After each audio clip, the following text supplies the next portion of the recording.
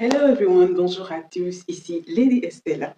Aujourd'hui, on va parler d'un sujet super important pour parler anglais correctement, les pronoms. Si tu veux comprendre et parler anglais comme un pro, tu dois absolument savoir les utiliser. Alors reste bien jusqu'à la fin parce que je vais te donner les exemples simples à utiliser tous les jours. Donc c'est important de ne rien manquer. Alors, qu'est-ce qu'un pronom? What are pronouns in English grammar? On va faire une définition toute simple. Okay?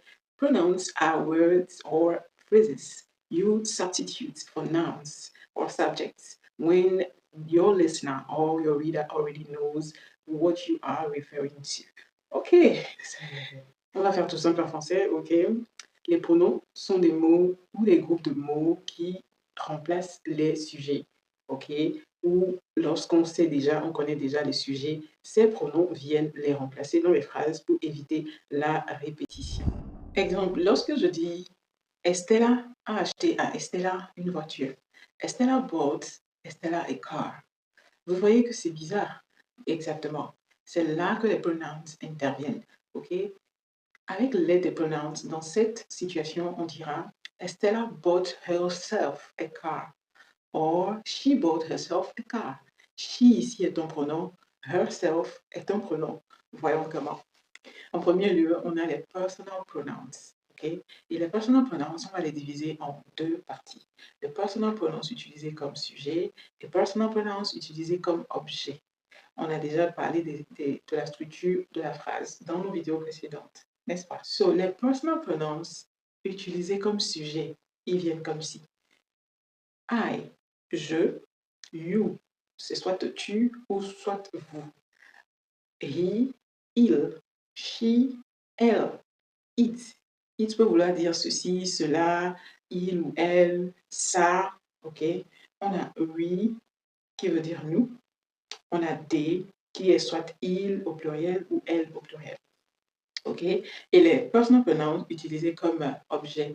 On a me qui veut dire moi. On a you qui veut dire soit toi ou vous. On a him qui veut dire lui. On a her qui veut dire elle. On a it qui veut dire soit le ou la. On a us qui veut dire nous. On a them qui veut dire eux ou leur ou elle. Ok? Si je dis par exemple I like you. I like you. So I, sujet, you, objet. I like you. Like ici le verbe, ok? She told me. She, sujet. Me, objet. Ok? Elle m'a dit moi. She told me. Ok? Ok, enchaînons avec les possessive pronouns. Les possessive pronouns sont là pour montrer la possession.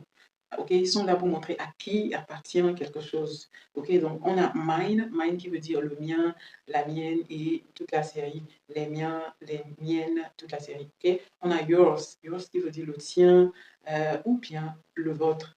Ok, le tien, la tienne, les tiens, les vôtres, voilà. On a his, his qui veut dire le sien, la sienne, les siens, mais utilisé pour un homme. Ok, on a hers qui veut dire aussi le sien, la sienne, mais utilisé pour une femme. Ok, on a its qui veut dire aussi le sien, mais utilisé pour une chose ou un animal. Ok, on a aussi ours, ours qui veut dire le nôtre, la nôtre, les nôtres. Ok, toute la série. On a theirs, theirs qui veut dire la leur, les leurs. This car is yours. Cette voiture est la tienne. OK? Is this car yours? No, the car is theirs. OK? Est-ce que cette voiture est la tienne? Non, c'est la leur. OK? C'est la leur. Enchaînons avec les reflexive pronouns. OK? Reflexive pronouns. Ils sont utilisés lorsque le sujet se fait l'action à lui-même. OK? Et l'action réfléchit sur le sujet lui-même. OK? So on a quoi? Myself, moi-même. OK? Yourself, toi-même. Itself, la chose elle-même. OK? Himself, lui-même. Herself, elle-même. Ourselves. OK? On a vu le pluriel des mots qui se terminent par F ou FE. Ourselves, themselves. L'exemple que j'ai donné au début, Estella bought, Estella a car. Vous voyez qu'ici, Estella bought herself a car. Elle s'est achetée à elle-même. Elle produit l'action de s'acheter la voiture à elle-même. So, she bought herself a car. OK? Voilà, on évolue. Un autre exemple, they hurt themselves. OK, they hurt themselves. Ils se sont blessés eux-mêmes.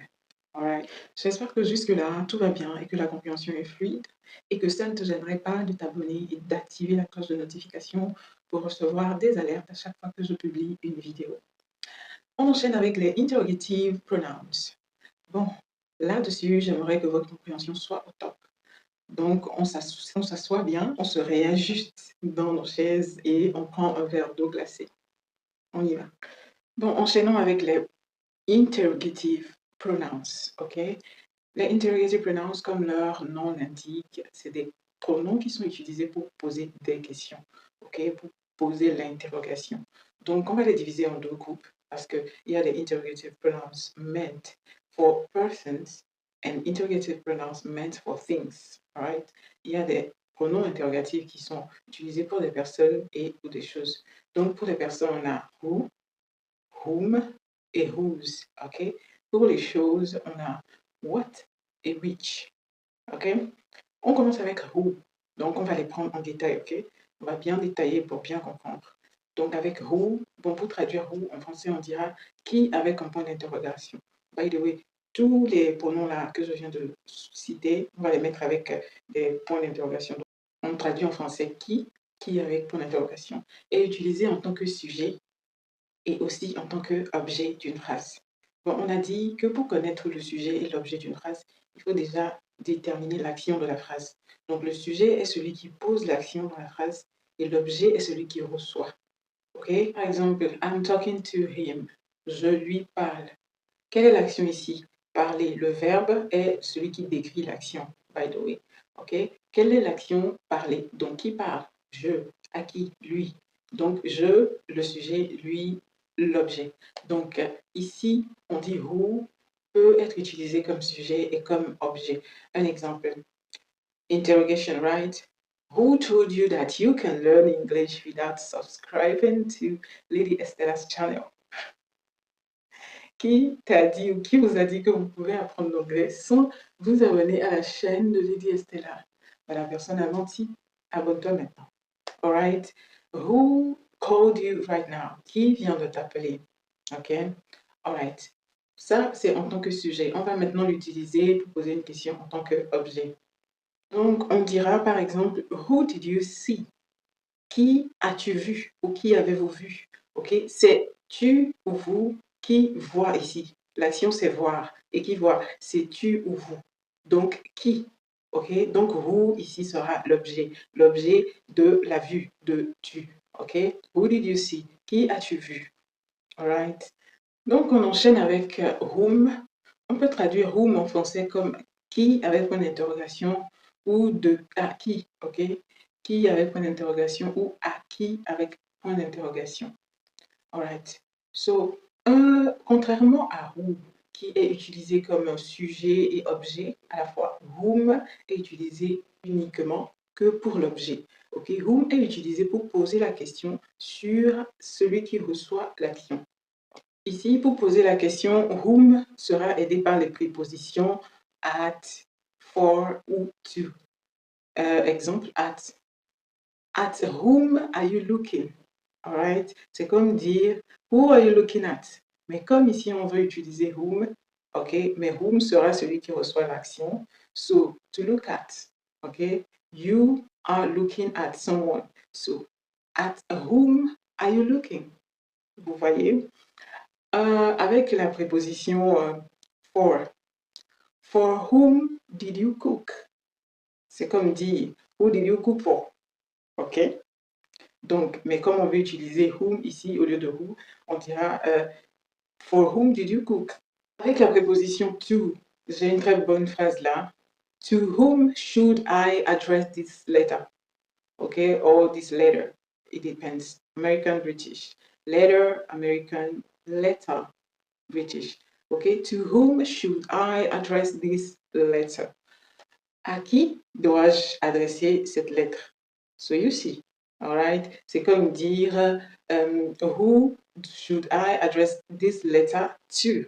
Vous voyez que la préposition to vient maintenant en fin. Mais avec whom, la préposition commence au début. J'espère que jusqu'ici, c'est bien clair. Alors, on continue avec whose. Pour traduire whose en français, on dira à qui. Ok? C'est utilisé pour poser la question sur la possession d'une personne. Ok? On s'interroge sur la possession d'une personne. À qui est-ce que appartient une chose? Vous voyez? Donc, par exemple, whose car is this? Vous voyez que c'est la possession. C'est la voiture de qui? Ou à qui appartient cette voiture? On continue avec what et which. Bon, c'est plus ou moins simple, les deux là. What et which posent la question sur le choix, en fait, en particulier d'une personne, ok, ou d'une chose. Ouais, voilà. Il y a deux choses ou trois choses. Un film, par exemple. Which movie are we watching at the cinema this evening? Is it Titanic or Harry Potter? Do you see that? Il y a un choix, il y a deux possibilités et on pose la question à savoir entre les deux, lequel irait ou lequel choisirait-on? So, which movie are we watching at the cinema this evening? All right? Par contre, what, c'est une vaste multitude d'entités. Okay? What kind of music do you like or do you listen to? Vous voyez qu'il y a plusieurs genres de musique. Ok, c'est vaste, c'est vague et on ne sait pas. Donc, on dira facilement what kind of music do you listen to or do you like? Ok, quel genre de musique écoutes-tu ou quel genre de musique aimes-tu? Ou on dira aussi what kind of a person are you? C'est quel genre de personne es-tu? Ok, le genre, bon, tu es narcissique, tu es insolent, bref, voilà, il y a beaucoup de caractéristiques ou bien de qualifications. Donc, on demande dans toutes ces possibilités quel genre de personne, ok, es-tu? Donc, on dira what kind of a person are you? Voilà.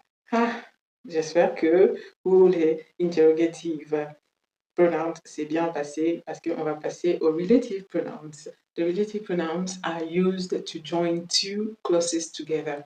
Donc ici, on a whom, whose, what, which, that.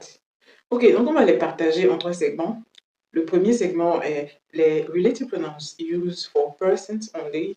Relative pronouns used for either person or things or animals. And relative pronouns used for things only. Le premier segment pour les pronoms relatifs utilisés pour les personnes uniquement. Le deuxième pour les pronoms relatifs utilisés pour les personnes et les choses ou les animaux. Et le troisième utilisé uniquement pour les choses et les animaux.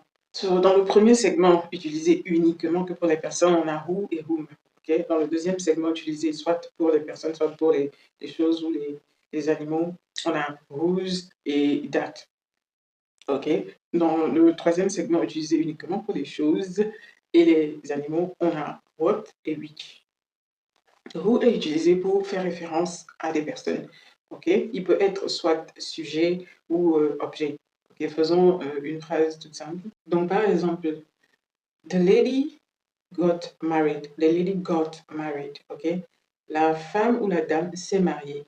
She is very beautiful. Elle est très belle. On veut joindre ces deux phrases ensemble. Qu'est-ce qu'on dira? The lady who got married is very beautiful. Vous voyez? Ok, maintenant on va l'utiliser en tant qu'objet. I told you about the man. Je t'ai parlé de l'homme. He came around yesterday or he came around. Il est passé hier ou il est passé. Ok? Donc je t'ai parlé de l'homme et il est passé. On veut joindre les deux phrases ensemble. So on dira the man who I told you about came around. Ok? Alors le point suivant, whom. Whom est utilisé également pour les personnes. Ok? Whom est utilisé pour les personnes, sauf que lui, il est utilisé uniquement pour l'objet. Il n'est pas sujet. Ok? On va reprendre notre phrase précédente avec who. Ok? Parce que je veux faire une remarque après. Donc je dirais I told you about the man and the man came around. Je ne veux pas faire la répétition. Donc je vais dire the man whom I told you about came around. Ok? Voilà. Ici, la remarque que je vais faire est que whom, c'est un peu comme who, mais au niveau de l'objet, pas comme le sujet. Au niveau de l'objet, mais c'est de l'anglais soutenu. Ok, on continue. On va aller vers whose. Ok, whose ici est utilisé pour parler de la possession d'une personne ou d'une chose. Ok, exemple. The man's car broke down. La voiture de l'homme est tombée en panne. Ok, he went to the mechanic. Il est allé chez le mécanicien. Alright, so pour joindre les deux phrases en utilisant whose, on dira The man whose car broke down went to the mechanic. Ok, continuons avec that. That également utilisé pour les personnes et les choses. On va faire un exemple avec les choses d'abord et puis les personnes après. I ate the food. J'ai mangé la nourriture. The food was delicious. La nourriture était délicieuse. On va les joindre ensemble. The food that I ate was delicious. Alright. Avec une personne, I saw the man. Ok. He looks like you. J'ai vu l'homme. Il te ressemble. On va joindre les deux phrases ensemble. The man that I saw looks like you. The man that I saw looks like you. L'homme que j'ai vu te ressemble. Voyons maintenant what et which, ok? Un peu comme on a dit dans les interrogative pronouns. Here, what et which font référence à des choses ou à des animaux. Il y a une petite différence entre what et which. Je ferai une vidéo spéciale là-dessus. Donc, si tu veux suivre la vidéo, abonne-toi déjà. Ok. Donc, on va faire un exemple. So, I gave you a perfume. Je t'ai donné un parfum. The perfume smells good. Le parfum sent bon. On va les lier ensemble. The perfume which I gave you smells good. Le parfum que je t'ai donné sent bon. So the next point, we also have demonstrative pronouns, ok? Les pronoms démonstratifs. Ils sont utilisés pour montrer ou démontrer quelque chose, ok? So, what do we have? On a this, et au pluriel these, et that, au pluriel those. Donc, quelle est la différence entre this, that, or these and those? La différence est que this et au pluriel these montre ce qui est à notre portée, ok? Ce qu'on peut facilement atteindre, ce qui est en d'autres termes en notre présentiel, ok? Ou encore proche de nous. Alors que that, au contraire, démontre quelque chose qui est hors de notre portée, ok? Qui est encore difficile à atteindre, qui est un peu loin, par exemple. Ok, so faisons un exemple avec this et these au pluriel. So this, le singulier. This house is mine. Ok, cette maison est la mienne. These books are rich. These books are rich. Ces livres sont riches. Ça sous-entend peut-être que, excusez-moi, ça sous-entend peut-être que ces livres sont en notre possession ou ces livres sont en notre présence. Ok, so avec that, I need to buy that car. I need to buy that car. J'ai besoin d'acheter cette voiture. Ça veut dire que je ne l'ai pas. Ou la voiture n'est même pas sous ma vue. Elle est quelque part. Et je suis en train d'imaginer l'acheter. So, I need to buy that car. Et le pluriel, mettez une phrase avec those dans les commentaires. Pourquoi pas? Au suivant. So now, let's talk about the distributive pronouns. Okay? Distributive pronouns interviennent lorsqu'on a un groupe de choses, ok, et qu'on veut mettre l'accent sur des choses en particulier ou on veut mettre l'accent sur des personnes en particulier, ok. So, commençons avec both, either and neither. Both, either and neither sont utilisés lorsqu'on veut parler de deux entités, ok, deux personnes ou de deux choses. Prenons un cas d'illustration, ok, j'ai une fête, je veux inviter un ami et il a deux autres amis. So, both. Il me demande, can I come with two of my friends? Puis-je venir avec deux de mes amis? Ok, je décide que les deux viennent. Je lui dirai, ok, come with both of them. Viens avec les deux. Par contre, Ida, lorsqu'il est employé dans une phrase affirmative, soit l'un, soit l'autre. Ok, ça veut dire l'un ou l'autre. Mais lorsqu'il est employé dans une phrase négative, il veut dire ni l'un, ni l'autre. Donc, dans notre cas d'illustration ici, lorsque je dirais come with either of them, ça veut dire viens avec l'un ou l'autre. Je peux également dire come with either, sans mentionner of them à la fin. Come with either, ça veut dire viens avec l'un ou l'autre. Ok, donc ici, ça partirait plus au choix. Vous comprenez, l'un ou l'autre. Ok. Par contre, quand je vais dire dans une phrase négative, don't come with either of them, donc ça veut dire ne viens avec ni l'un ni l'autre, aucun d'entre eux. So, neither, par contre, est purement un nom négatif. C'est un nom négatif. C'est comme dit never, jamais. Ok? Neither. Dans notre cas d'illustration, je lui dis come with neither of them. Ça veut dire ne viens avec aucun d'entre eux. Avec neither, notons qu'on ne doit pas l'utiliser dans une phrase négative parce que neither, le mot lui-même est déjà négatif. Donc, on l'utilise dans une phrase affirmative. Par contre, either, on peut l'utiliser soit avec une phrase affirmative ou avec une phrase négative, comme on vient de voir plus tôt. Ensuite, on a any. Et any est utilisé lorsque on fait référence à un ou plusieurs entités d'un groupe donné, mais qu'on n'a pas idée duquel en particulier. Okay? Par contre, lorsque any est utilisé dans une phrase négative, elle veut dire rien du tout. Aucun d'entre eux. Nada. Okay? Par exemple, lorsque je dis you can wear any dress to the party this evening. Tu peux porter n'importe laquelle de tes robes à la soirée. Mais dans une phrase négative, I don't have any time to give you. Ça veut dire je n'ai aucun temps à t'accorder. Nous pouvons utiliser any pour poser des questions. When I say, do you have any question for me? Et on peut aussi l'utiliser avec des noms pluriels. When I say, do you have any questions for me? Avez-vous des questions? Également, on peut l'utiliser avec des noms incomptables. Do you have any water over there? Avez-vous de l'eau? Là-bas, on ne peut pas compter l'eau, évidemment. Du coup, voilà. Do you have any money on you? Ensuite, on a each. Okay? Each est dit pour chacune des entités du groupe, séparément, individuellement, séparément des uns des autres. Et il est aussi considéré comme un nom singulier. Okay? Donc, il prendra un verbe singulier. For instance, each child is loved by the parents.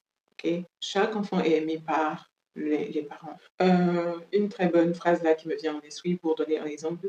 Each person has flaws. Okay? Ça veut dire chacun a des défauts, simplement. Ok, on enchaîne avec every.